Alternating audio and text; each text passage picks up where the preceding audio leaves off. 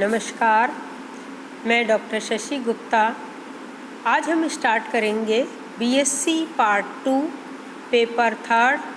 उसमें हम देखते हैं थर्ड लॉ ऑफ थर्मोडायनेमिक्स यानी ऊष्मागतिकी का तृतीय नियम।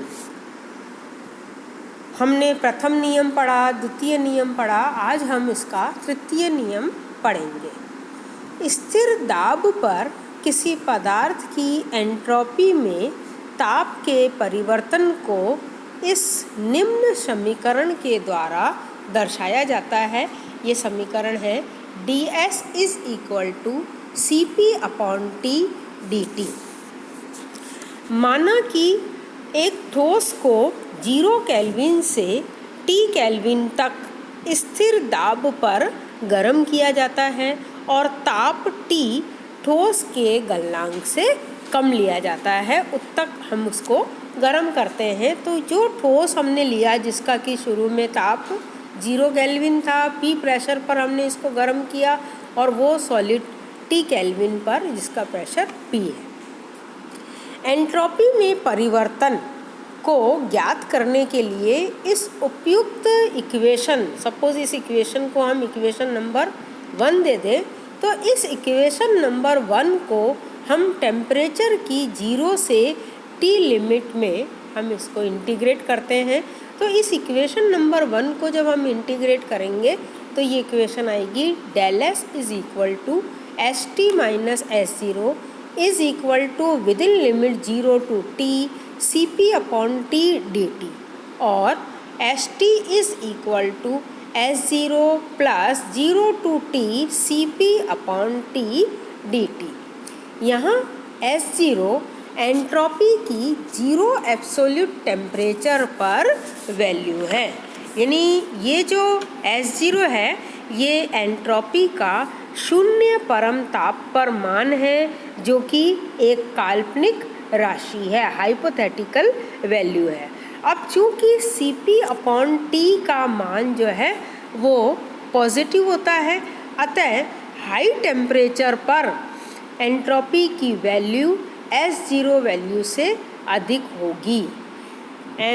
साइंटिस्ट एम प्लैंक ने ये बताया कि जो शुद्ध पूर्णतया क्रिस्टलीय ठोसों के S0 का मान 0 होता है, यानी प्योर कंप्लीटली क्रिस्टलाइन सॉलिड के S0 की वैल्यू 0 होती है। और ये जो ऑब्जर्वेशन है ये थर्ड लॉ ऑफ थर्मोडायनेमिक कहलाता है। यानी इसके अकॉर्डिंग हम ये लिखेंगे कि प्योर और कंप्लीटली क्रिस्टलाइन सॉलिड की एंट्रोपी की वैल्यू एब्सोल्यूट 0 टेम्परेचर पर 0 होती है।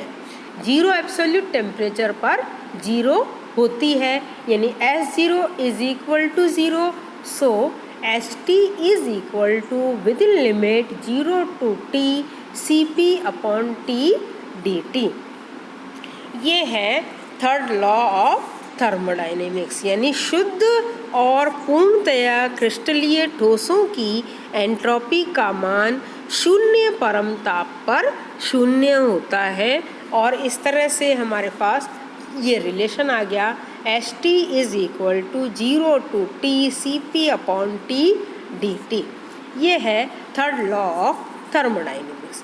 अब हम देखते हैं एंट्रोपी एंड थर्मोडायनेमिक प्रोबेबिलिटी, यानी जिसे हम एंट्रोपी और ऊष्मागतिकी प्रायिकता हम देखते हैं। देखिए, कोई भी एक तंत्र निश्चित ऊष्मागतिक अवस्था में जितने प्रकार से रह सकता है वह उस तंत्र की ऊष्मागतिक प्रायिकता कहलाती है। यानी कोई सिस्टम एक कांस्टेंट थर्मोडायनेमिक स्टेट में जितने प्रकार से रह सकता है वह उस सिस्टम की थर्मोडायनेमिक प्रोबेबिलिटी कहलाती है। और इस थर्मोडायनेमिक प्रोबेबिलिटी को हम ओमेगा से शो करते हैं, और इसे हम एक एग्जाम्पल के द्वारा एक्सप्लेन करेंगे। देखिए एग्जाम्पल क्या है कि हम यहाँ पर एक लकड़ी का बॉक्स लेते हैं और ऐसा बॉक्स लेते हैं जो कि दो भागों में बटा हुआ है। ऐसा बॉक्स लेते हैं जैसे आप यहाँ फिगर में देख रहे हैं, ये बॉक्स लिया जिसके ये पार्टीशन हो रखा है, इसके दो भागों में बटा हुआ है और प्रत्येक भाग में दो दो ऐसे खांचे बने हुए हैं जिसमें कि दो बॉल रखी जा सकती, यानी हर एक भाग में हम दो बॉल रख सकते हैं। ऐसा बॉक्स हम लेते हैं। अब इस एक बॉक्स में, जिसका कि अभी हमने डिस्क्रिप्शन देखा था, एक बॉक्स, इसके दो पार्ट किए और हर एक पार्ट में दो दो खाने बने हुए हैं, यानी हर एक पार्ट में हम दो बॉल रख सकते हैं। अब हम क्या करते हैं कि इस बॉक्स में हमें दो गेंदें रखनी है। इस बॉक्स में दो गेंदें रखने के 6 प्रकार है, जैसा कि आप इस डायग्राम में देख रहे हैं। ये देखो, इस बॉक्स में बॉक्स नंबर 1 है। इस नंबर 1 में हमने क्या किया, बाईं तरफ के दोनों खांचे में हमने दो बॉल रख दी।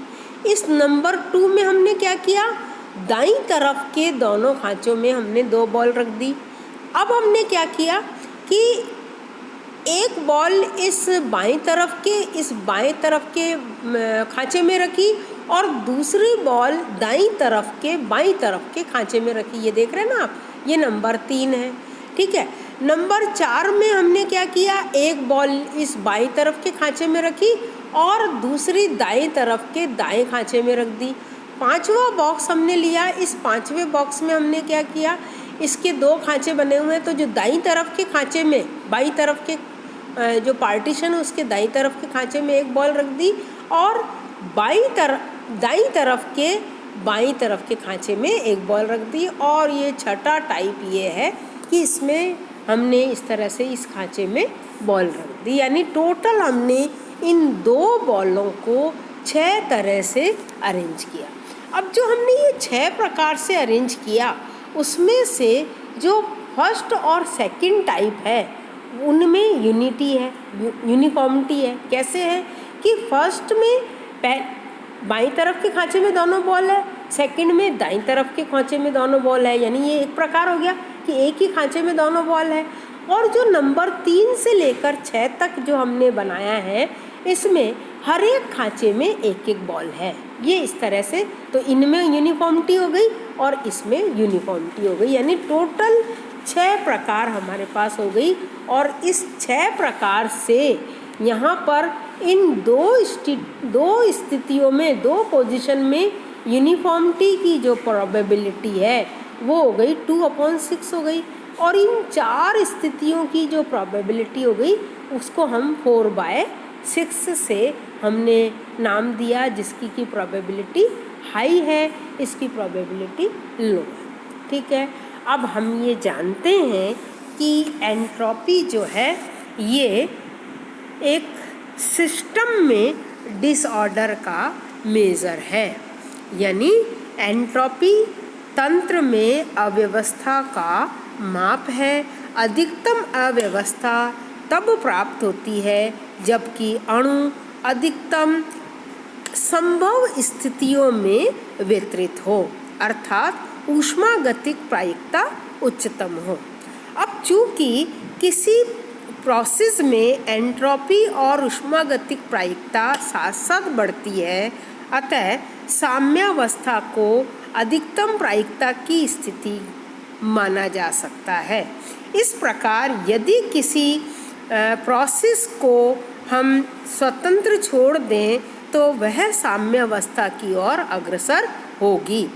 चूँकि सभी स्वतः प्रक्रमों में एंट्रोपी बढ़ती है, अतः यह कहा जा सकता है कि सभी स्वतः प्रक्रम कम प्रायिकता अवस्था से अधिक प्रायिकता अवस्था की ओर बढ़ते हैं, यानी लेस प्रोबेबल स्टेट से ये मोर प्रोबेबल स्टेट की ओर बढ़ते हैं। इस तर्क के आधार पर ये कहा जा सकता है कि एंट्रोपी यानी S और ऊष्मागतिक प्रायिकता ओमेगा में सीधा संबंध है, या हम यूँ कह सकते हैं एंट्रोपी ऊष्मागतिक प्रायिकता का फलन है। देखिए यानी entropy is a function of thermodynamic probability, S is a function of omega. अब चूँकि हम ये जानते हैं कि entropy is a additive property, यानी एंट्रोपी एक योगशील गुण है, अतः संयुक्त तंत्र की एंट्रोपी S का मान हम इस तरह से लिख सकते हैं, S is equal to S1 plus S2, और S1 की जगह हम लिखेंगे F into omega 1 plus S2 की जगह F इंटू ओमेगा 2। ये इक्वेशन नंबर 2 हो गई। अब क्योंकि जो प्रायिकता है वो एक गुणात्मक कारक है, यानी मल्टीपल फैक्टर है, अतः संयुक्त तंत्र की परिणामी प्रायिकता को हम निम्न प्रकार से लिख सकते हैं, omega is equal to omega 1 into omega 2, जिसे हमने इक्वेशन नंबर 3 नाम दिया।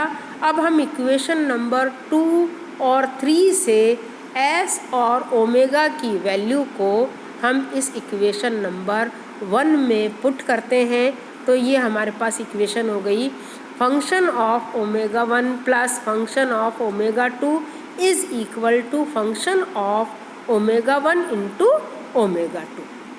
ये हमारे पास इक्वेशन हो गई। लेकिन ये इक्वेशन तभी सही हो सकती है जबकि इसका फलन लघुगणिकीय हो, यानी इसका फंक्शन लॉगरिथम हो। तो इस इक्वेशन को हम लिखेंगे S is equal to K log omega plus C। अब क्योंकि C is equal to 0, so S is equal to K log omega. यहाँ पर K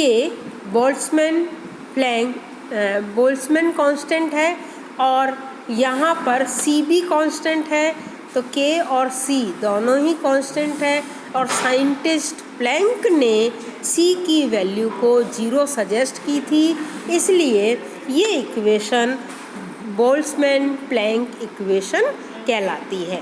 तो एब्सोल्यूट 0 टेम्परेचर पर कंप्लीटली क्रिस्टलाइन सॉलिड में केवल एक ही अरेंजमेंट पॉसिबल है, यानी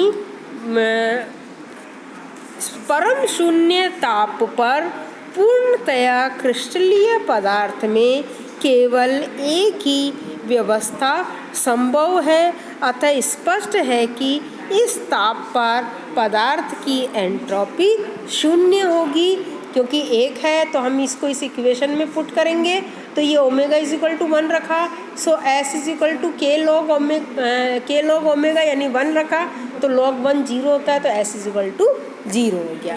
तो अतः इस टेम्परेचर पर सब्सटेंस की एंट्रोपी 0 होगी, और ये ही थर्ड लॉ ऑफ थर्मोडाइनमिक्स है।